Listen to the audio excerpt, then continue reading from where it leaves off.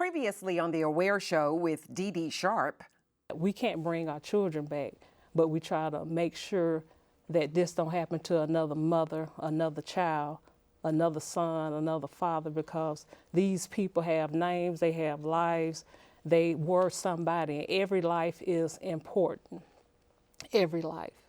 My son, Joel, he was the baby of the family. I had 3 boys and 1 daughter. He was the baby, and he was shot and killed one night. It just ripped my heart out. And the good thing about it, he left a son here just like him. And, you know, like LaVon said, nobody want to walk in these shoes. It's a pain. And if it wasn't for the Lord on my side, I don't know how I would be able to do it. I'd be probably crazy, probably dead and gone. But I walk with God every day to try to, you know, and when I talk about it, that's my healing. That's my healing. And it's, you know, it's a pain.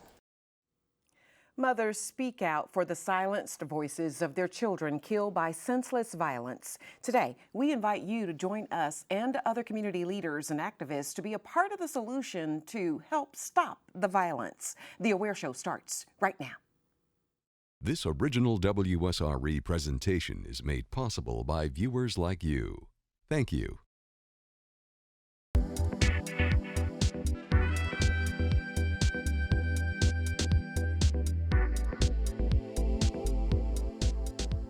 Hi everyone, I'm Dee Dee Sharp and this is The Aware Show. We're glad to have you right where you are.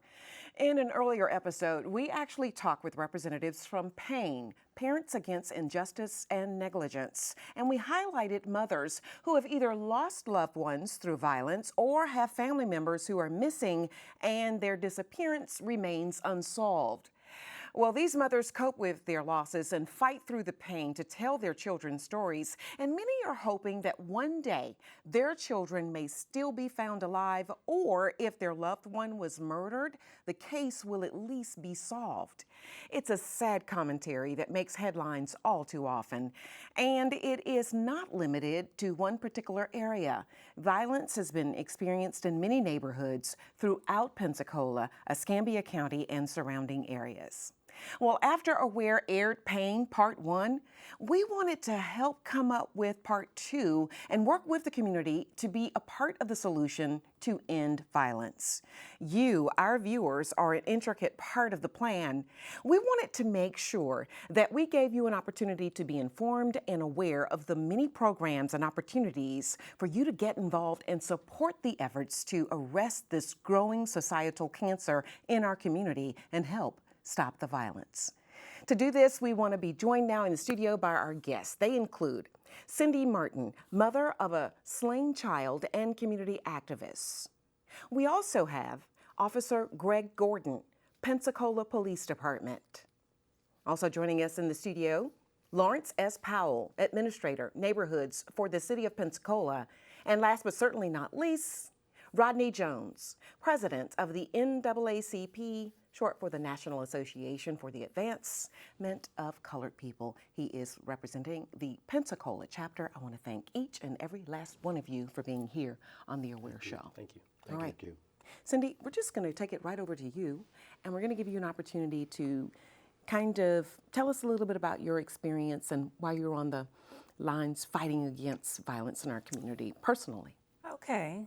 I just want to say my son, Matthew Sheldon Cox Jr., he was shot and killed on July 28th, 2012, and it's been exactly 2,603 days today.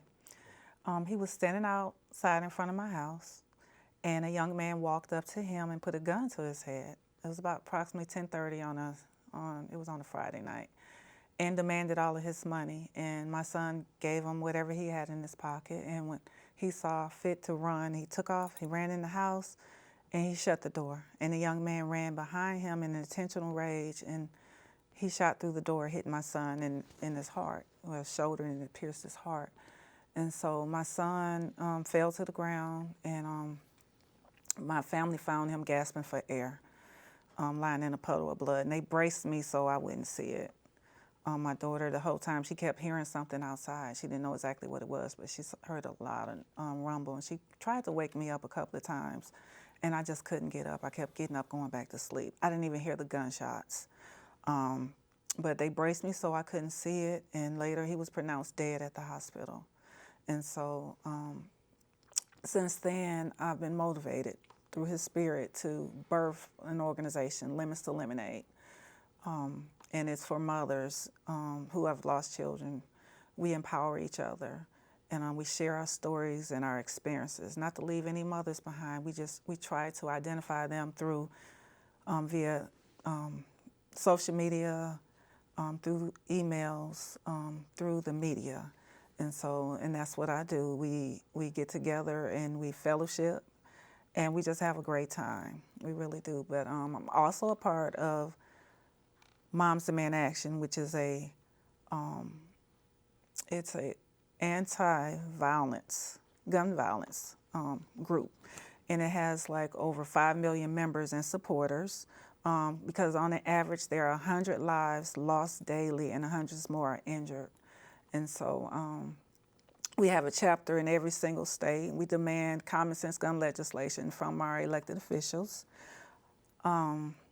Every town for gun safety, they're our partners, and that's where we get all of our data from. And we have a chapter in every single state. We even have one in Alaska. We're authentic and patient, determined. I mean, we keep it going. When I say every state capital, I mean every month we have like a, oh God, what do you call it? Anyway, we go to our state capitals and we talk to our state representatives, say, hey, we put you in office and we want safe gun laws. We want common sense gun legislation. If you can't do that, we're gonna vote you out. So, and that's what I like about it. It's nonpartisan. We have children, we have boys, girls, black, white, and brown, you know, Republicans, Democrats, independent. And so we all are fighting for the same common goal, and that is to get these guns off the street. As Rodney said earlier, it's lackadaisical, these gun laws, it's crazy. And so we gotta fix that. And every time the Washington gun lobby tries to weaken our gun laws, we're there every single time to say no, no, no. And we don't wanna stop people from owning guns, let me say that. We just want people to be responsible. You know, so yes. We believe, we're pro-Second Amendment, so we do believe in the Second Amendment, the right to keep and carry firearms, but with that right comes a responsibility, and we all have a moral responsibility to keep our families safe. And that's not what's happening in America. Well said, very well spoken. Thank you. Yeah, and you know, I had to say this too because before we were in the green room, you were worried. The butterflies didn't know how you were going to get that out, but I think you did pretty good. Okay, thank you. What a way to turn lemons to lemonade. Yes, yes, yes, yes, yes. Love it a lot. We're going to be talking with you off and on about some of the other programs that you're involved in as we try to empower our viewers to know how they can get involved and help stop the violence. And thank you for being here and sharing your loved one's story and even your own, because we realize it isn't easy to continue to live this over and over and over again. But you all have found it necessary as mothers to speak out for your children and to fight back. And every time there's a life lost, it takes us all the way back to our children. It seems like it just happened yesterday, and the pain is always going to be there no matter what we do. It doesn't go away. And it's people pain, are dying. lasting pain. People are dying every day. Hundreds of people to senseless violence. That's right. And something's got to be done. And we want to do something here. We want to share something with our viewers and just empower them, you know, to get involved in one of these programs that are here and that you're representing. Officer Gordon, busy work. You join us on behalf of the Pensacola Police Department to talk about what you all are doing to be involved in the community. And I'm going to just kind of start with what you've been doing in law enforcement to fight back, if you will. Right.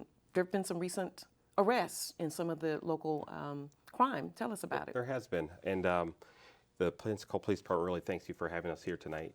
And we're actively pursuing these cases. I don't think anyone wants to see any of these high-profile mass shootings, but we also don't want to see these local daily deaths that are caused by gun violence. And we are actively going after these people that are perpetrating these crimes. And with that, we've developed a task force with the FBI the ATF, DEA, and the Attorney General's office, and we are looking at some of the causes, and we're addressing them, and we're trying to reduce those gun crimes in these communities that are impacted by it.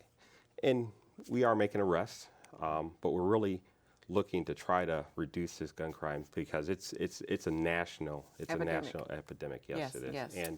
And we have made several arrests. There's Elizabeth Harris. Several arrests were made in that. There's still some pending warrants out, and Mr. Beasley, James Beasley, an arrest was made in his case, and we're continuously working them. So they're not done, and hopefully we can give the families an opportunity to move forward. We're not saying closure. We need them to move forward and help them out with that. So. And I'm glad you mentioned their names. Although we won't go particularly into their cases because we understand now that there have been arrests and there will be prosecution if the perpetrators have been found guilty, and we don't want to do or say anything that would jeopardize those cases, but we do want to give names to the victims. So thank you for mentioning that, and we're going to be interacting with you throughout the show as well to talk about all that you all do to be involved in the fight against violence. And moving over here to my left, we have another interesting gentleman joining us here for the show, and we appreciate you for being here. This is Pastor Powell. So he'll be kind of speaking in a duo situation here for us from, kind of for the church, but also on behalf of the mayor's office, if you will. Yeah. And thank you for having me as well. And I was sitting here thinking, and I thought for a minute that Officer Gordon and I kind of sit under the same umbrella, but actually all of us sit under the same umbrella. Absolutely. And that's the municipality of the city of Pensacola. And the mayor and the entire staff of the Pensacola city is concerned not only about the things that have happened, but more importantly, we're concerned about the prevention of things happening in the future. So there's a lot of work and there's a lot of dialogue going on in relationships building to figure out those kinds of programs and community-based partnerships that we can engage in that will help mitigate some of the violence we're seeing in our community. And just on last night, I was pleasantly pleased at the city council meeting, because at that city council meeting we had a group of volunteers come up with T-shirts on labeled "Stop the Violence." This is we didn't know that was going to happen. That's didn't know good it was gonna stuff. happen. That's right. Didn't know. They showed up. They had the yellow shirts on, the gun, and the X'd out symbol. And they talked about getting engaged in the community, wanting to work with law enforcement, wanting to work with the community, that we might establish accountability within our community. And I thought that was huge last night when I saw that, to see the young people volunteering to take and be part of the solution of what's going on in our community. So we're excited in the mayor's office about cultivating these relationships, because we can't do it alone, but together we can go a lot further with the solutions associated with violence. Good stuff. Rodney Jones, NAACP, busy man in the community. Busy. Tell us all about it. We're doing a lot of work with different organizations and individuals within our community just to try to alleviate some of the stresses in particular parts of our community. Some parts need more attention than other parts, if you know our community. And I'm just glad to be able to be available to help implement programming and try to keep this awareness at the forefront of people's mind. And I think that's the biggest thing. Sometimes people fall into this lackadaisical mode where they're kind of comfortable, think things have died down, as long as it hadn't happened to them yet. So most people find themselves in that position, so it's not at the forefront of their mind. So I try to work hard every day in the programs that I'm associated with and affiliated with, and with partners in our community, such as people like Reverend Lawrence Powell and the City of Pensacola and the City of Pensacola Police and Miss Cindy Martin. These people are actively engaged in our community, and so I try to stay actively engaged so that I can bring as much awareness and attention to these issues as possible. But not only that, to implement programming that can help curb the thinking of some of our young people who are in the community. That's good stuff, Rodney. And just want to kind of zoom in and focus on you. This is an interesting twist because Rodney is a former gang member. And so when you rise up to become, president of the NAACP local chapter Pensacola. That's a lot Yes. to go from that to where you are now. Tell us about that journey. Really, well, first and foremost, I would like to say I did a lot of things that I'm not proud of. However, they have become tools of teaching now. And I thank God, first and foremost, for giving me the opportunity to experience a lot of things that I did. Because now I sit in a greater position than many people who've been working a long time in our community. Not to negate the fact that they've done work in our community, but they haven't experienced some of the things that I've experienced, like inside of a penitentiary. I've been there, federal prison and state prison. Being shot, I've done that. Being stabbed. Being a part of a violent community and understanding the inner workings of that violent community, I bring a lot more to the table to try to educate our young people. And that's my goal. It's not to outdo one person or the next person. It's just to stay in my lane and try to pour as much as I possibly can based on my experiences into young people that they might not make the wrong choices. We're going to be talking in and out, and he's given us free reign to question him indeed. and talk to him about a little of everything. Yes. So we're going to go there. We'll go deep. All right, all right. Officer Powell, I want to talk to you now. Congratulations, great detective work in getting some of the, or at least getting suspects in these cases behind bars until the cases come to trial. But I want to say you are challenged, just like law enforcement across our country. I mean, in a lot of ways, law enforcement is not always viewed in a positive light, but then by the same token, you are expected to protect and serve. That's who you are and what you do. Tell us a little bit about your role as a Pensacola police officer and law enforcement here. Yeah, I've been with the police department for 20 years, and as a training officer and having new recruits, I always taught them, treat people as the way you want your family to be treated. So I go out there and that's what we do. And I've been fortunate enough, I work in operational support division, which I'm a neighborhood service officer, and I do crime prevention. So we're out there, I'm doing community events, I speak to the children, any youth about all types of subjects, bullying, we'll go over bullying, stranger danger, all these other things. And along with the children, I talk to adults about the gun safety. So I'll do presentations, active shooter type things. So I'm out there in the community putting the police department out there and showing them that there's other resources out there, that we're there to help. And if needed, I'm going to be there. I'm going to be there. And with everything, I'm at a phone call away. So I give them my phone number. So if they need someone to talk to, hey, I got this information. Or if they don't feel comfortable, just calling the police department, they want to call me, they can call me right to the cell phone, and I'm there with it to help them with any situation. And we're going to share some information at the end of the show to give you some bulletin board contact information for each of our guests here who are here represented today by various organizations and groups fighting back, and so that you can contact them, and we'll have that again at the end of the show. We don't want to make this look like it's an African American problem or an African American solution. And so, just to throw this out here, we did invite a few other organizations to come on the show and actually tell us what they're doing and how effective they've been in the community fighting against violence.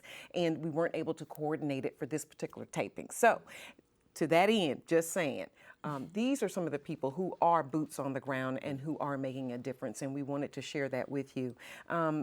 Rodney, you can't help but to keep focusing.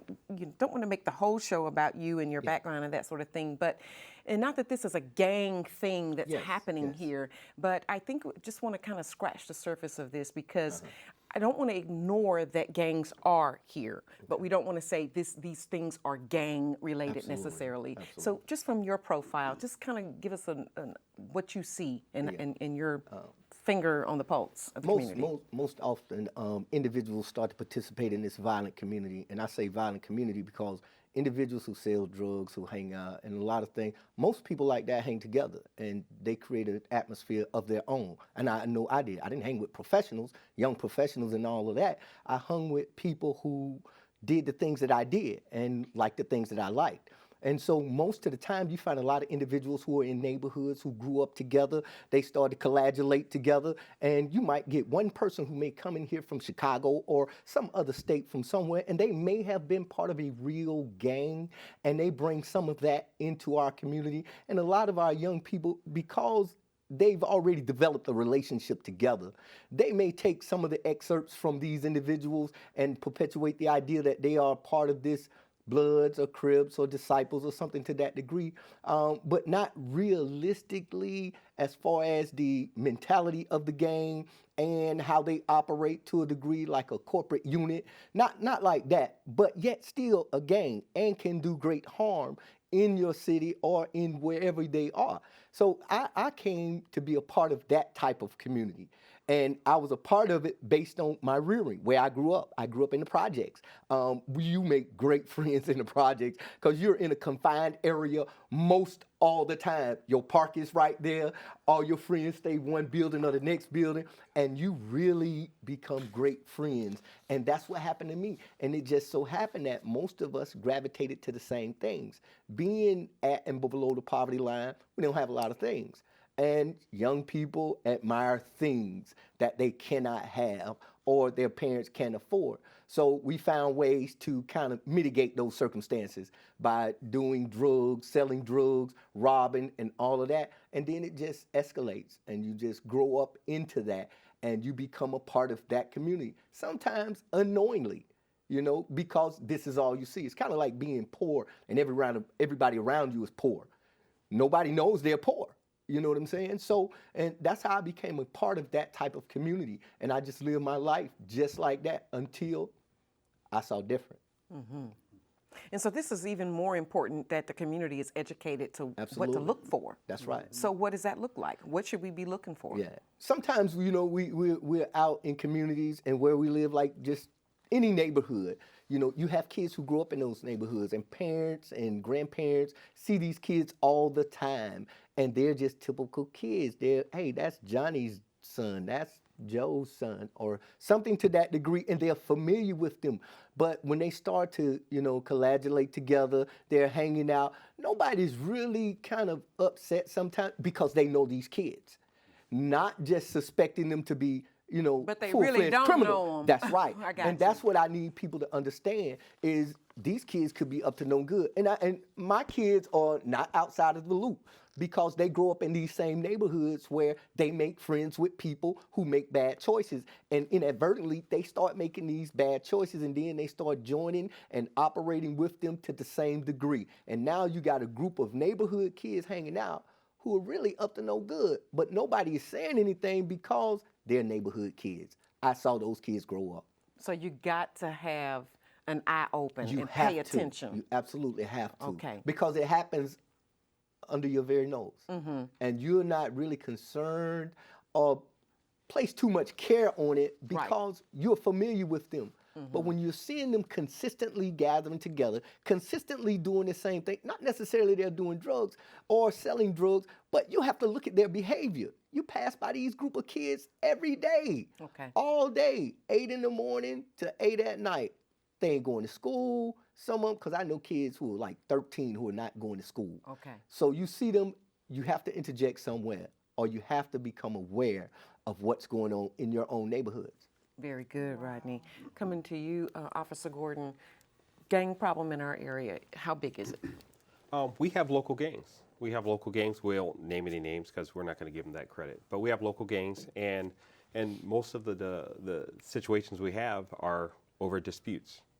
And that's what we're dealing with right now. Okay, and Pastor Powell, I'm turning to you, and I have to put that out there first. Because the churches have to be involved as well. And so, again, you're kind of two-pronged here for the show. Tell us, you know, if what Rodney is saying, obviously he's experienced this, and obviously we have somewhat of a situation here in Pensacola area.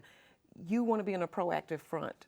What are you doing? Absolutely. And one of the things we often say within the faith-based community now is we have to figure out how to get engaged outside of the four walls of the church.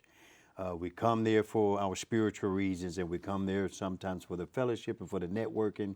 But at the end of the service, you know, we have to figure out those kinds of things we can get engaged in outside of the four walls. Now I'm drawn to Rodney's testimony because for me, if the truth be told, we all got a story. Yeah. Oh, yeah. And if the truth, before we got some sense about our life journey.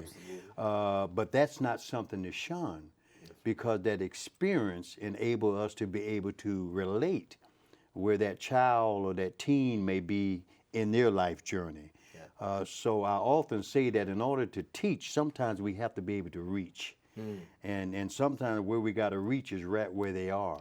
And it's standing on the corner. It's in those places doing the things where they should not do, but that's where they are. So with our life experiences, sometimes we can better recognize that. That's right. There you go. So the experience is not something to shun, but it's something to embrace that may turn out to be a tool for us to use for our own awareness about what's going on. And I like the title of your show, Aware, because I really believe that I really believe 30 that years and running now. I really believe that we have to first of all be conscious ourselves and also do those things to raise the conscious level of our community. That's right. Because many are not paying attention because it's not on my doorstep. It's not in my neighborhood. And we can drive by it and it has no personal impact on us. But I think shows like this and those of us that are in the community speaking truth to power, we raise the conscious level of our community that we have an epidemic, not only nationally, but if we're not careful, in our own community. So I think the more we can think outside of the box, the more we can put our righteousness, indignation to the side and realize that we have to come outside of the four walls sometimes and sit under that oak tree, have that conversation, engage that child where they are, that we might save them. I like that the best defense is a better offense. Better And I offense, like that you look absolutely. at what to do to be proactive. And that's what each and every last one of you are representing here in some of the programs that you are working on and what you're doing in the community. And I know that part of what you're doing, Rodney, is you have a mentor program. Yes. Tell us a little bit about that. Oh, wow. It's called the Hoops, New World Believers Hoops program. That's Healthy Opportunities and Options Promoting Success. We are sort of like a diversionary program. We do cognitive behavioral therapy. We do drug addiction programming and all of that. But not only that, we provide pre-employment training. We partner with DJJ and the Department of Education. In fact, we gave 41 jobs. We hired 41 youth this summer and provided them with jobs. I think the best way to transform an individual is from the mind first, and so says the book, so a man thinketh, so is he. So we started out, talking to young people about how they think. Sometimes we don't think about how you think and don't realize it's your thinking that got you in the position that you're in. So I mostly focus on that because that's what it was for me. That's what made me take the wrong path. That's what made me perpetuate this idea that I was some bad guy and started to push that and go and do all these things because I didn't think about how I was thinking. I didn't even recognize a drug dealer to be a bad person. And not necessarily a bad person, but doing bad things. I didn't recognize all that. Drinking and smoking weed, because it became normal for me. And I couldn't realize that that was my pattern of thinking. And so we have to be able to interject that into our young people. We have to get them to understand that, hey, Joe on the corner, he's selling rocks. You think that's cool? Yeah. You seen Joe car? You seen the money Joe got? So we have to be able to break that cycle. And so we do that by using cognitive behavioral therapy. We do groups, evidence-based groups called Choices and True Thought. And we try to put that in place so that kids will understand it's most often your thinking that gets you in the position that you're in.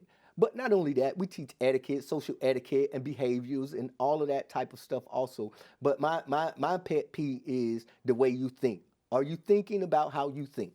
That's the main thing. And most often, we make poor decisions because we don't think about it. Gotcha. And Pastor Powell, I know we could go deep and make this a spiritual We can. know what I'm saying? But, in what you do with the mayor's office as well, you work with a number of different programs. Yes, I do. And because the most important thing is if you're going to take that away, then you need to give something. Yes. That's right. And we've got a couple community-based programs. One in particular is called CNAP, and that is the Council of Neighborhood presidents of Pensacola. Each neighborhood association has a president, and we meet monthly with those presidents of those neighborhoods that we might share ideas, proactive kinds of ideas, kind of prioritize some of the things that one community may need sooner than another community may need, and we can take those kinds of things to the city council and affect some real programmatic kind of initiatives. So what it does, it really brings the communities together, as opposed to East Side worrying about East Side and Scenic Hill worrying about Scenic Hill. We're all around the same table worrying about each other. So that's one initiative that we have going on. There's a gentleman by the name of Kenny Daggins. And Kenny Daggins has a program he just started up out in Warrenton, Lexington Terrace, Black Fist, he calls it. But what he does, he's engaging those young people that are entertaining the idea of gang participation or may be participating. And he's a reformed gang member himself. Did the time, did some hard time, but he learned some lessons. But he's able to sit them down and explain the integral, real meanings of being associated with what you're associated with, and it ain't all that it's sometimes sold to be. And he's transforming them from the gang participation to being reformed gang members, and at young ages. So we had that program, and we're working now in a conceptual way of trying to figure out how do we pull the faith-based community together of leaders and the various civil rights organizations and those individuals and entities that are on the ground doing the work. How do we pull them around one table periodically, where we can brainstorm best practices either in Pensacola or surrounding areas, whereby we can mitigate some of the criminal activity that's going on in our communities, and sometimes simply by providing somewhere for our young people to go, and something for them to do, which may include, trying to figure out how we can open up our community centers on the weekend and provide that safe place, that educational place, that recreational place, which mitigates the requirement that comes when they're standing on the corner doing something wrong. Police has to be called. And plus our police force is part of that group I speak of, because we want to build that relationship between police and community that we already have, but we want to improve it. There's always room for improvement. But we want our children to understand that the police are not the enemy. They're there to protect and serve. As a matter of fact, Officer Gordon and Tara sitting off stage, they've got a sports program where they go into the sports center, for example, play dodgeball with the children.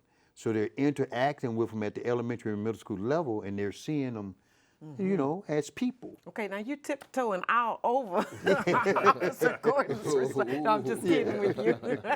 I love it. We're under the same umbrella. Same umbrella. Absolutely, and I was going to say that, just piggyback off of it, because I'm thinking our viewers are going to see the common thread here and why you are all here, with our youth and with our mothers and with the community and law enforcement, and you begin to see how getting involved, whether it was through painting, something that pains you to fight, or whether it was through an experience that you had, or whether it's through a conversion in Christ and working in the city and the community, or whether it's wanting to fight against, violence in the community and other crime and becoming a law enforcement officer, you begin to see where you fit in, so to speak. Absolutely. You know what I mean? Absolutely. Officer Gordon, you have a number of programs too. We want to get straight to that. So many things that you all do, and things that parents can do if they do have a troubled child and need help. Great question. And we brought it up in reference to the Friday Fun Day. This was during the summertime. We did the Friday Fun Day. We would go to the community centers and play with the children. And we do bicycle rodeos. We did one in Addicts Court a few weeks ago. And I also, just yesterday, I was at the Boys and Girls Club talking to them about these, different situations. But what I really focus on, and it's just getting out there and having that connection, because as you mentioned, we may get a call and we roll up in our police vehicle, do whatever we have to do and leave, and that's the only interaction they've had. So we get out there and actually conduct foot patrols. We're out there, so they do see us in that different light. So there's a ton of things. I was actually at AMI in Corey Station, and I spoke to a group of youth that were there that were they're in the program, and we had a great conversation. You could see them sort of like, oh, the police are here. But then they relaxed and they started asking questions. They it was an interaction. We sat down. I watched them have lunch. I had lunch before them, but and they asked questions, and I really identified a couple of things that they were talking about. And it's like, we come in there into a situation, and it's this. That's it, and then we leave, and there hadn't been any resolution for them, or why did this happen? And we give them no resolution. So they talked about that. That's good. And that's a trauma that they had, and they're still experiencing. And if you hadn't gotten in there and ascertained that, then you wouldn't know that. Right. So now, that's a difference. And so, and I've been called to, hey, Officer Gordon, this is what happened here. Can you follow up? So I may go to an address and say, hey, how are you guys doing? And Tara Spencer, who's our liaison, she'll do the same with family. She's our liaison to the family, so she may do the same. So we're out there doing it, and we want people to know that we're there. And like I said, I'm going to push it. If you call me, you're going to see. Are you going to dance with them? No, just kidding. I may. I'm just I don't know how to salsa. I like that a lot. Yeah, we have some great programs. Good stuff. Cindy, I know that you're working with the mothers with Lemons to Lemonade, but you're doing some things with our youth as well.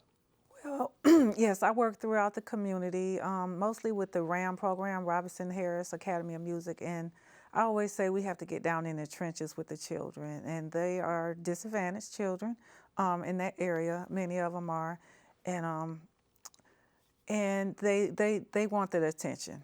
They want someone else to love them just like their mother does, and they can see real love, and they know when people are not treating them the same. Just about like 2 years ago, Ellison Bennett, myself, Lumen May, about 5 or 6 other activists, we worked towards keeping Morris Court Park open. They were about to build some apartments, and I was like, no way, you're not gonna, you wanna have a Stop the Violence program, but then you wanna kick out underprivileged children.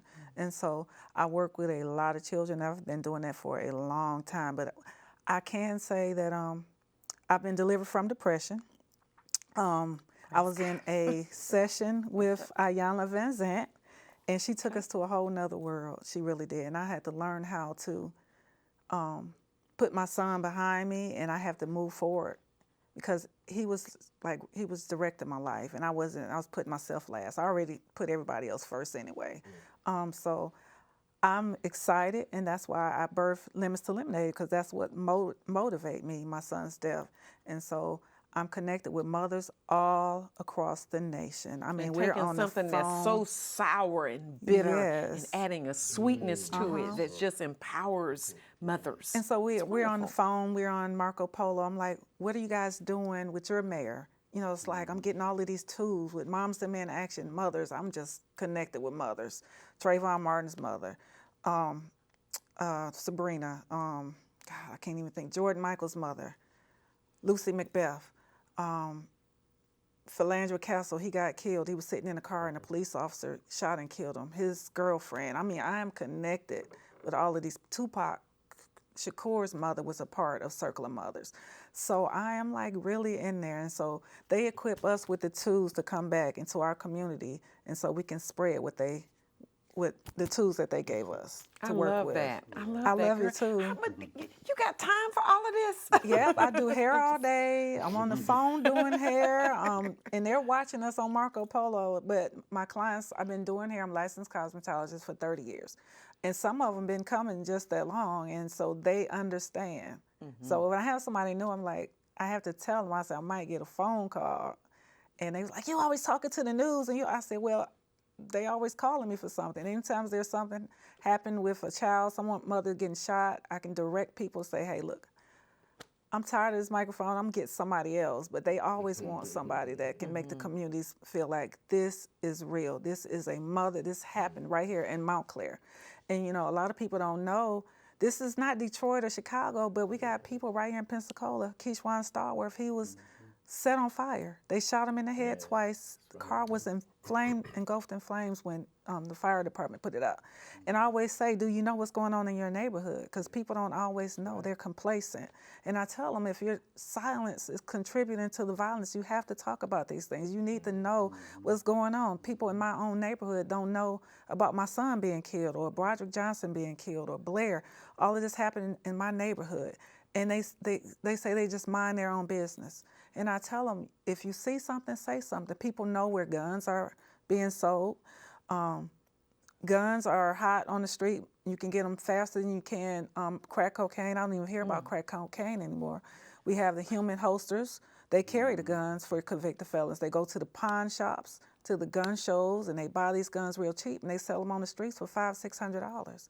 So they're making more money selling guns than they are selling crack cocaine. And so that's another thing we need to, we're pushing for background checks on all gun sales.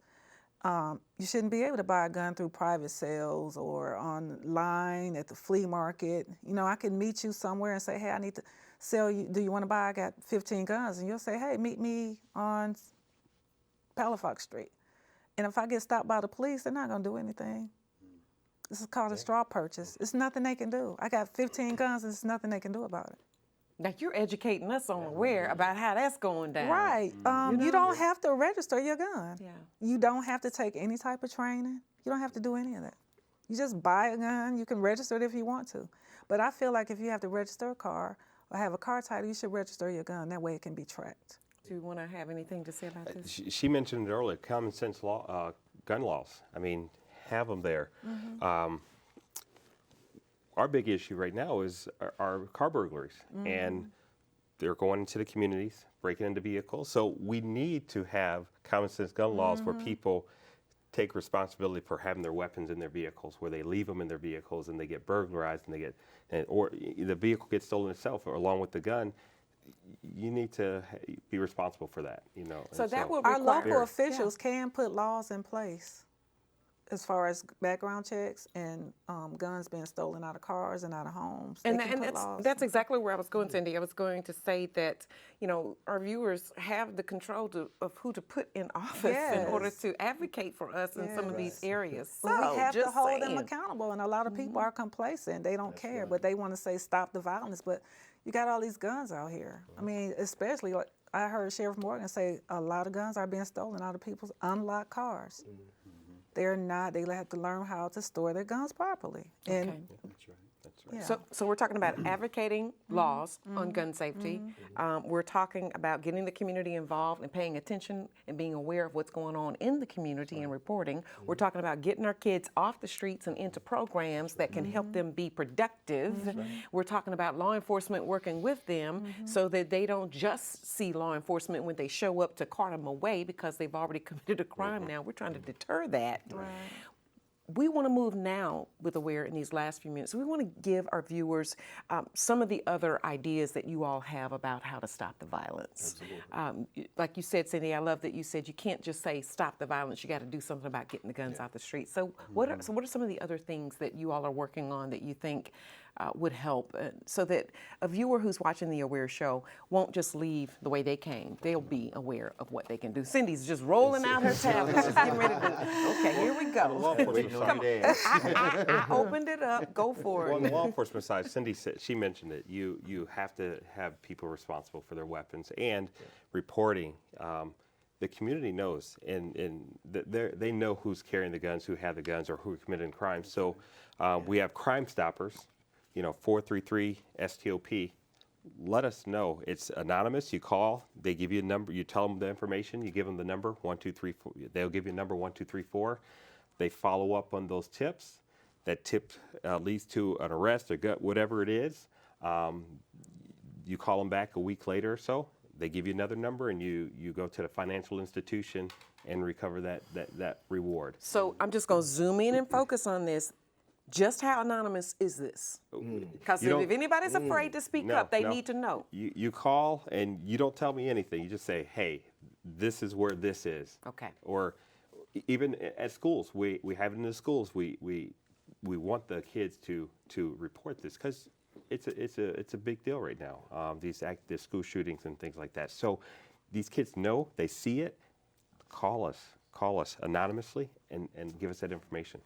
And I thought this was so important because we mentioned it on the last show when we did Pain Part 1, and we wanted to do it again on Pain Part 2 because people need to know that they need to speak up and out. Because kind of like my doctor says, you're your own best physician because you know when things are wrong with you. You're your own best law enforcement because you live in the community and you know what's going on. So need to keep that in mind. Pastor Powell. That's right. I will piggyback off of the notification, anonymous notification that Officer Gordon talked about and say, if you forget that number, you can dial 311. Now, 311 is designed for emergency kinds of situations in our neighborhood, whether it be potholes, whether it be a water main break, or some kind of public works service need to be done. But now we're just living in a time now where potential crime is an emergency. So I would just say if they cannot remember that 7-digit number, just dial 311. and that person will get that number to the police department, that call. Gotcha. Rodney, I see you just thinking there. Turn it over. I'm just thinking about, us being proactive. We're so lackadaisical. We don't move sometimes until something happens. I think we have to consistently, and that's what viewers can do. They can consistently keep it at the forefronts of the community's mind. Always talking about the violence in our community, and most everybody's on Facebook and social media in some way, shape, or form, and that's something that one person can do. They can consistently talk about the violence within the dynamics of our community. Also, they can get involved with an organization that's implementing programming that helps or pays attention to the violence that's in our community, or help curb the adverse behavior in some of our youth who may potentially become violent in our community. So that's each one teach one. One person, you can put it out in social media, you got a Facebook account, continue to let your friends know how the violence is in our community. Continually go out and look for organizations. I ain't saying wear yourself out. You can participate in events. You can bring ideas to other organizations and agencies that might help them implement more programming to curb adverse behavior in people so we won't have such a violent community. Mm-hmm. And I like the fact that y'all are kind of hitting on and tapping on social media. Yeah. Because this has either perpetuated some issues in the community, but it can also be used to help deter it. It can. So, and I know, Cindy, you know that all too well. Oh, yeah. I just want to say, if we can get enough like-minded citizens to give their all for peace, we can be an unstoppable force. Previous organizational frictions and jealousy and hate, all of that, it needs to cease. Because our children, when they see that we're not together, then how do we expect for them to be together? And it happened to my child, it seemed like yesterday, and tomorrow it could be somebody else's child. So I'll tell them, don't let it hit your front door before it's too late. Because if you do, it might be your child or someone else's child. So I just want, love will conquer all. Love is what lifted me. And so I just want us to show more love. And I like this group. I like Ellison Bennett, Reverend Matthews. If we can just keep growing on this group, then we got the solution. Because we all have different ideas. So if everybody bring what they have to the table, this is a small town. It doesn't take much to cure the consciousness of these young minds. But if they're growing around it and they getting guns quicker than they can get candy or whatever, we're going to have this problem. And it's like we got the 15-year-olds child, and then the grandmother is 30. No, the mother is 30, and the grandmother is 45. That's all younger than me.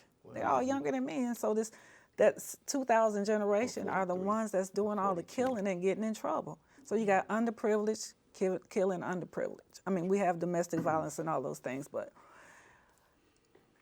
it's more prevalent in black communities. It is. I hate to say that, but it is in Pensacola. But through the world, it's all over. But, we get you. We got you, girl. and we have got to maximize all of the platforms we have in our shift to the faith-based community.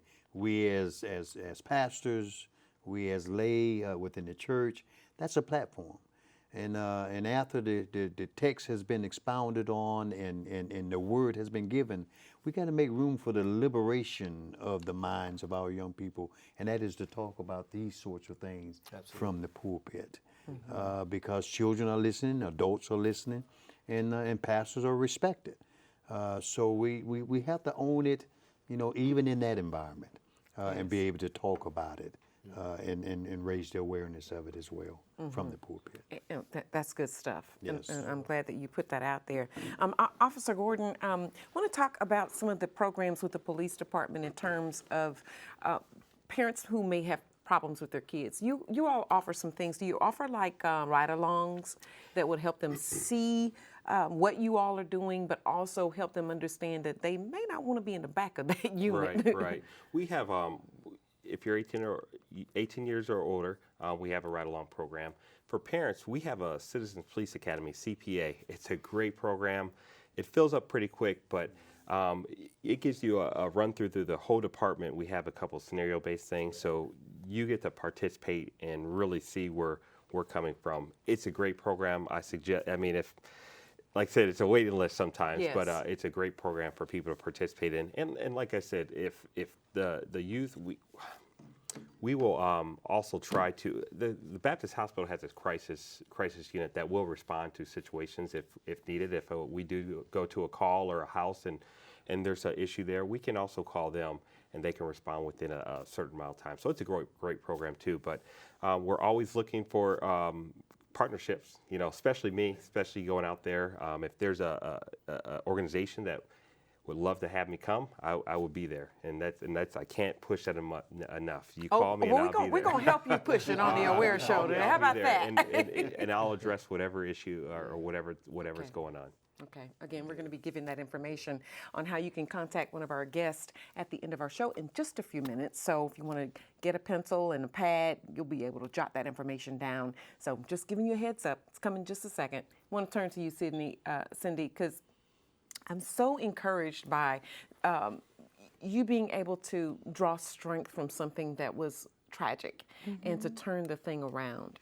And when I asked Cindy to give me some ideas of what can be done to help stop the violence, Cindy gave me an essay, like a 20-page essay of things. And so I just want to make sure that we get some of those ideas out here on the Aware Show in appreciation for you coming and sharing your story, and for the other mothers who were here on Pain 1 and this particular show, Part 2. Okay. Do you have anything else that you want to add? Well, no, I just want to say, I want to invite mothers, any mothers that are listening, to come and join us. We share our stories and our experiences. Every time I can help a mother, it helps me. So it's very therapeutic, especially me being a cosmetologist. A lot of mothers come in and get their hair done, and when they leave, they feel good. I interview them sometimes, so it's like their stories went from sour to sweet. And when they leave the beauty shop, they're happy, they're looking good. I feel good, so everybody wins. And so I just want to invite more people. I'm trying to bring more people from this area. I have a few in Fort Walton Beach and one in Milton, and I'm just trying to get all the mothers together because I feel like we can be a catalyst for change. Absolutely. Our passion for our children that we lost, we're going to put that energy into someone else. And so we're going to be working on things in the community. We're trying to get some of the fathers to volunteer in the schools because a lot of these males don't have a male figure at home. And neither do the females. I mean, women need male role models in their fathers. Yeah, go ahead. And so I'm going to be working with my church, First Baptist of Warrenton. They have adopted, what's that school? Warrenton Middle School. And so I'm going to try to get with some of the deacons to get over there. And I might go back to Mount Clair, I'm not sure. But all of that matters. Our children, positive role models at matters. home. And I teach them to be entrepreneurs, and I tell them what it means. They're in the second grade. I teach them how to spell it. This is what you want to be. Say you want it. You don't want to work for that company. You want to have your own. Miss Cindy has her own. Anytime you can take your dog into your business, you're your own boss, right? So I teach them that, and I just want to, again, encourage the mothers because I'm so connected with so many people around the world. I'm in and out, but now it's time. I kind of have to put my activism aside now. I hate to, but I have to now so I can focus on the mothers. I don't want to lose them. So That's good stuff, Cindy. All right. Thank you. I love it a lot. I do. Pastor Powell, Yes, ma'am. we could talk about that. I feel like we have already talked about some of the challenges that you all face. Before we run out of time, I just want to give you an opportunity to talk about how the community can help you. And if that includes what your challenge is and how it can be met, let's go there. Starting with you, Rodney. For me, most of the thing is just having the experienced people to be able to come out and volunteer. And of course, more resources, funding to expand more. I had an opportunity to take all of my kids to the mayor's office, and I took them to several locations where they were entrepreneurs, teaching them about entrepreneurship, and just having more people to get involved who mostly look like them, to show them being successful in our community. Doing that, you just can't put a dollar amount on that. I mean, that goes farther than you can ever imagine. For me to see someone who has their own business, who came from similar backgrounds as I did, to be now considered successful, can't beat that with a stick. Love it a lot. Lawrence? I just want to encourage all of the citizens that are not involved in a neighborhood association to get involved. If their neighborhood association is laying dormant for whatever reason, revitalize it. And as we get to the point of the call out for participation in this broader group I talked about, answer the call.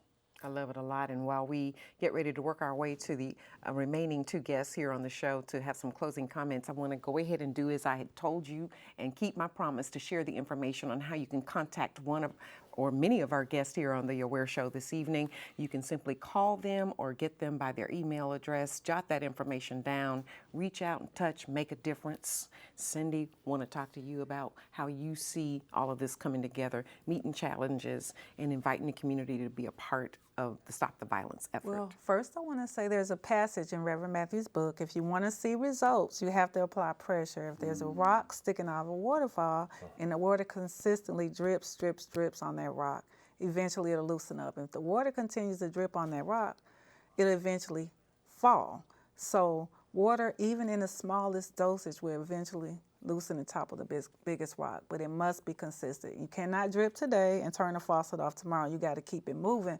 And so that's what I want to do. I want to encourage the community to get involved, and we got to keep it moving. We just can't stop. It's momentum. Exactly. Keep it going. Keep the momentum, because when you stop, you got to keep it moving. It's like Niagara Falls, a strong flow. Flood it.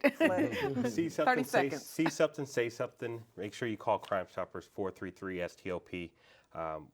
You have to have a word. You have to, you're the only one that's going to make your community safe. And you can do it anonymously. Yep.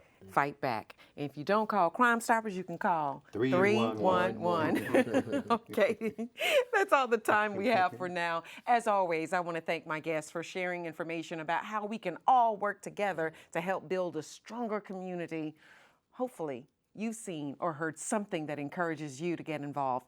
Perhaps we are one conversation, one step closer, all with coming up with a solution to stop the violence, one day at a time. All lives matter. Until the next time, I'm Dee Dee Sharp saying, stay informed and stay aware.